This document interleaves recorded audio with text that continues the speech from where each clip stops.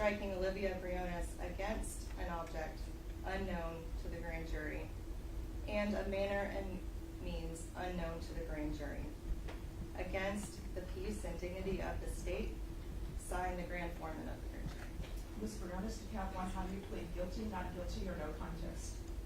Not guilty, Your Honor. Count two, how do you plead? Guilty, not guilty, or no contest? Not guilty, Your Honor. All right, State, do you have opening statements? We do, Your Honor. You may proceed. Thank you, Your Honor. On Tuesday, September 5th, 2017, Olivia Briones was already on death's door when she was brought into the Prue substation by her mother, the defendant, Jessica Briones, at around noon. When police officers and others began to try to help Olivia, they saw that she's covered from head to toe in new and old injuries. She's got bruising across the bridge of her nose, bruising around her eye. Her left arm's bruised and looks deformed. She has swelling to her right arm. She's got a huge bruise on her abdomen. Olivia is completely unresponsive. Her pupils are fixed and dilated.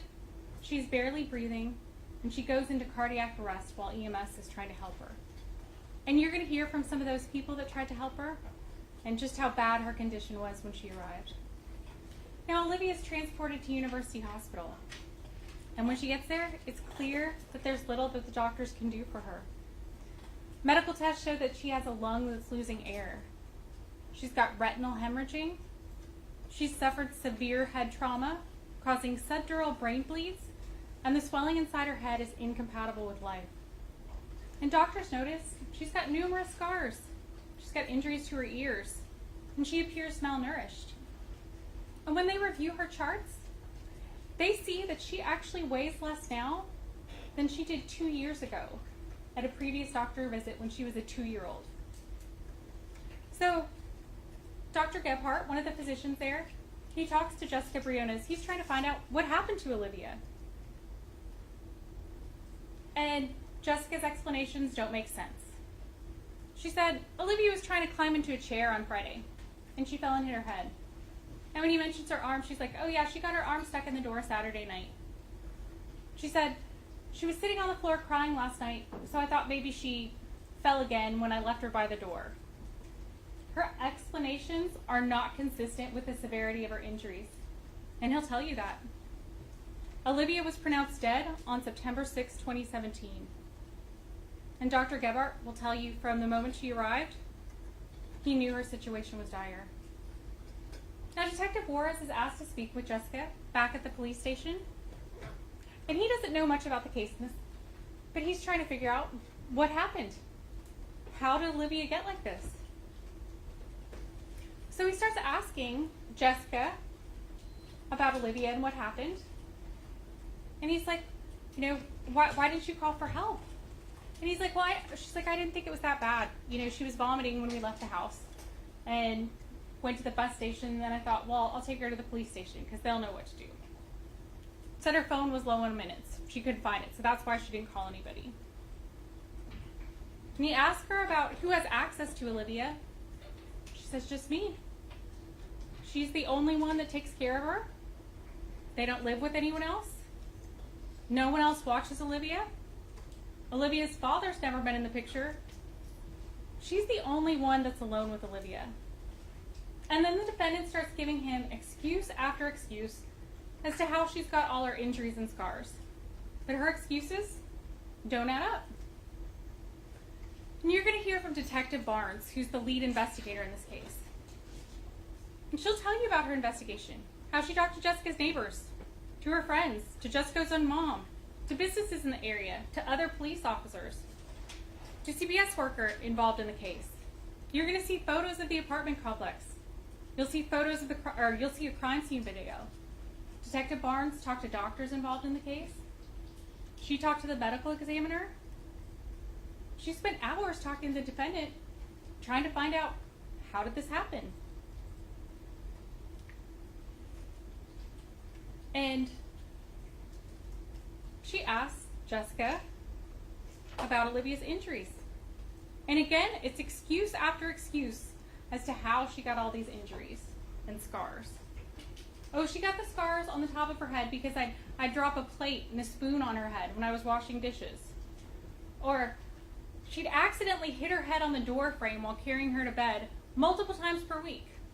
Accidentally do it over and over again. Or she had metal barrettes that she wore that cut her hair. Or she'd accidentally close Olivia's arms in the door. Or that she accidentally hit Olivia's head on the door frame exactly where she says that she fell on Friday night. Again, the defendant's excuses don't add up. And Barnes's investigation leads to one conclusion: that the defendant did this to Olivia.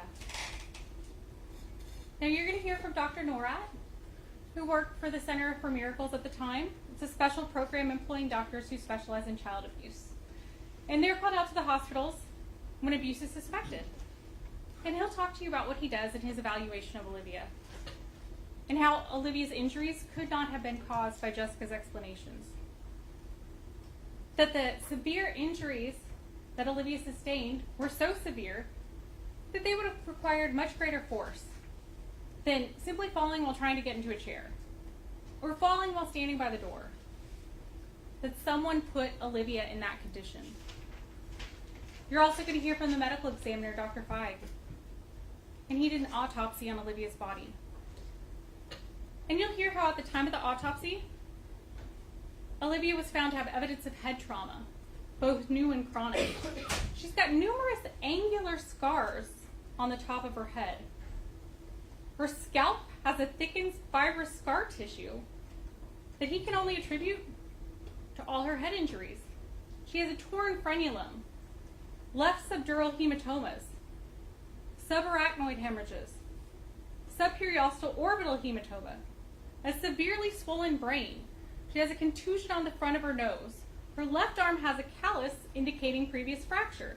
She's got hemorrhaging in her lower right arm. She has bruising on her lower abdomen and hip, right hand and right inner foot. And he'll tell you that Olivia died as a result of complications from closed head injuries, and that she died due to homicide. And he will tell you that this child could not have sustained these injuries in a normal day-to-day fall. That someone else did this to her. And all the other evidence you have will show you that the one person that could have done this, the one person who had sole care and access to Olivia, and the one person with a litany of excuses that doesn't add up, is Jessica Briones. And we believe, after seeing all the evidence in this case, hearing from witnesses, seeing the pictures for yourselves, seeing the injuries for yourselves, hearing from the detectives involved, hearing from the medical experts who will tell you that this was no accident, that you will find the defendant, Jessica Briones, guilty of felony murder and guilty of injury to child causing serious bodily injury, and we will ask that you return a verdict of guilty. Thank you. Defense.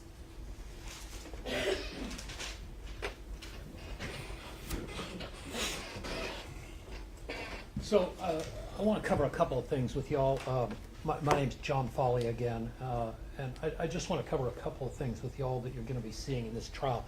Usually I tell jurors in trials that, you know, this is going to be fun and you're going to learn something. This particular trial is not going to be any fun at all, because there was a 4-year-old child who died, Jessica's daughter, who died, and she died traumatically, and there's no question about that. Nobody contests that. The question is how that happened, and our answer to that is we don't know, but our answer is also that they don't know.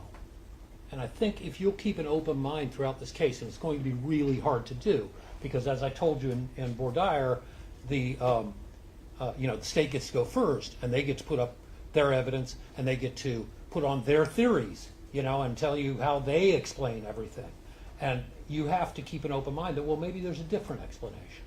And that's all I'm asking you to do, and that's what you've sworn you would do. Because that's one thing that Detective Barnes, who is the lead investigator in this case, did not do, and that's why we're here today.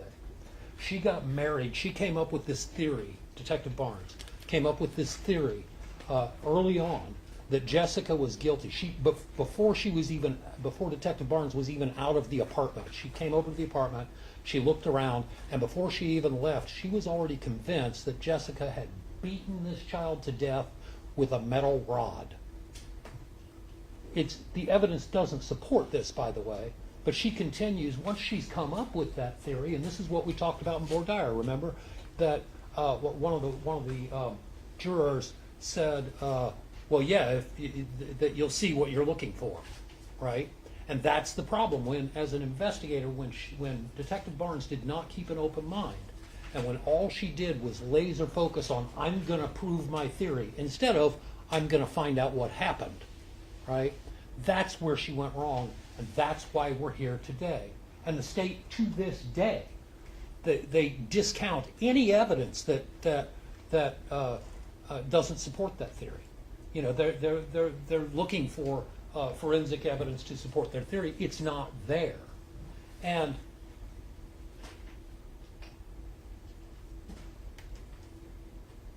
to such a great extent, by the way, you'll also hear that Detective Barnes, in this campaign to convict Jessica, which is really what it was, and she's angry. I get it. She sees what has happened to this child. She makes a rather amateurish, comes to the rather amateurish conclusion that she knows what happened, and she then gets angry about it, and she can't let that go. And so, in this campaign to convict Jessica, she, you'll be, I think, shocked at the things that she did to Jessica while Jessica is grieving her daughter, while her daughter is still on life support at the hospital. They are literally torturing her for hours on end, torturing Jessica for hours. They will not let her go. They tell her she's free to leave, but you'll see that she is not in fact free to leave, that she tried to leave, and that they told her, you can't leave, and then they kept her for another couple hours and continued to torture her. But throughout that, Jessica never once wavered. She said, she did in fact come up with a lot of explanations for these prior injuries, because there were prior injuries. And she said, look, this is how this happened, this is how this injury happened, and this is what we talked about early in Bordier about children that are accident prone. In this case, the mother is also a bit accident prone, but she takes responsibility for it, and she says, this happened, this happened, this happened. And when it comes to what happened that day, what happened the day that Olivia died, what happened to give her that injury that killed her, her answer is, I don't know. But maybe, I mean, she fell the Friday before, maybe something, and she hit her head, and I saw it, maybe that was worse than it looked, right? Or the night before she went to the hospital, Jessica walks into the room, she hears a noise from the other room, she walks into the room and there's Olivia sitting on the floor, and she asks her, what happened? And Olivia won't tell her, and she heard a loud noise. So she's concerned, she comes in and asks, what happened? And Olivia won't tell her, as children do. This is a 4-year-old kid, and she might think she's in trouble. So Jessica tells Detective Barnes about that. She says, maybe that has something to do with it. I don't know. She can't explain it, but that doesn't mean that she's guilty of beating this child to death. I personally have a theory about what happened, and y'all will find out what that is, but it really doesn't matter, because what matters is that the state is going to have to prove to you beyond a reasonable doubt that what they think happened is in fact what happened. Not what could have happened, that maybe that happened, that it's likely that happened, that there's clear and convincing evidence that that happened. None of that. They have to prove beyond a reasonable doubt that that did happen, that that's exactly what happened. And it's not. And I think at the end of this trial, you're going to agree. I think if you will keep an open mind, don't be Detective Barnes, keep an open mind, and wait till you hear all the evidence. I think at the end of that, you're going to say, you know what? We really don't know.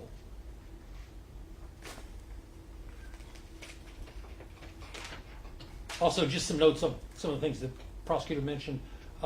She said that Jessica, gave the excuse that she couldn't find her phone. Well, that obviously she's not going to be making excuses. Her child is in distress. What happens is she comes in, she wakes up on the morning of the 5th. She checks on the child. She's fine.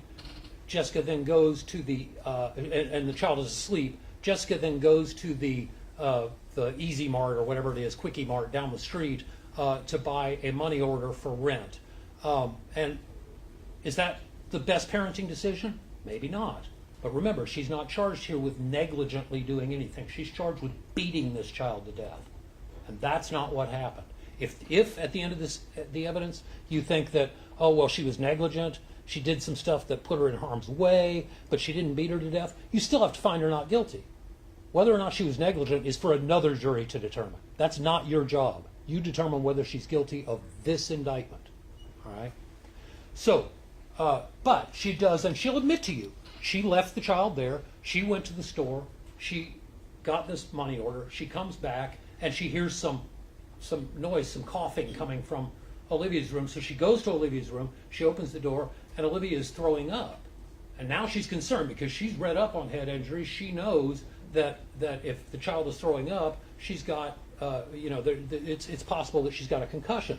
So she bundles her up to take her to the hospital. Now, Jessica is poor. Jessica doesn't have any money at all. She doesn't have a phone. She doesn't have a car. So she has to take the bus. She does not get on her phone because the phone that she does have was prepaid and it was out of minutes. It wasn't low on minutes. It was out of minutes. It was useless. She then, and by the way, you may think, well, okay, but you can still make emergency calls. But she didn't think of that. She's worried about getting her child as quickly as possible to help. So she's going to the bus stop, but on the way to the bus stop, Olivia starts having trouble breathing. And now Jessica is very concerned. And she takes her, she knows that the police substation is 5 blocks away.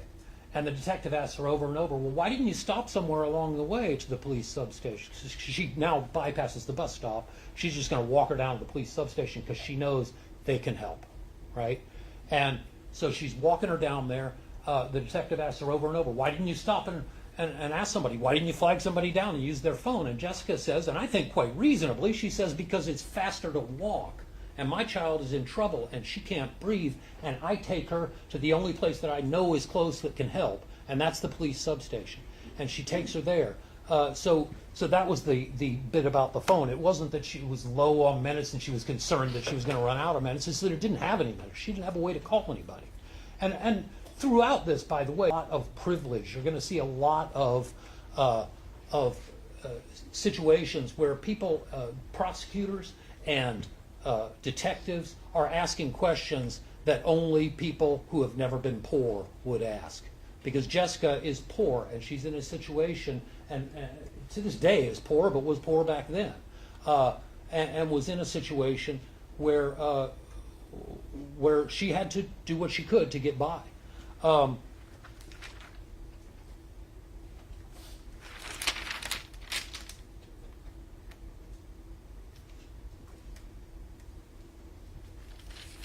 Yeah, so I guess that's really all I have on opening statements. I just want y'all to keep an open mind, take a look at this evidence, and look at it from the viewpoint of someone who is innocent. Remember, presumption of innocence. You have to assume she is sitting there wrongly accused, that she's gone through all of this, including not being able to see her child because she was detained by the police, not being able to see her child when they took her off life support, including hours and hours and hours of being tortured by the police, and not physical torture, but I'm talking about of just this endless question. That this is beyond the scope of opening statement. Judge, I'm sorry, I'm trying to say what I think the facts are going to show. Right, but Judge needs to stay. Okay. So anyway, please keep an open mind as you look at the evidence. I think at the end of this, you're going to come to a far different conclusion than the state wants you to, and then Detective Barnes wants you to. Thanks.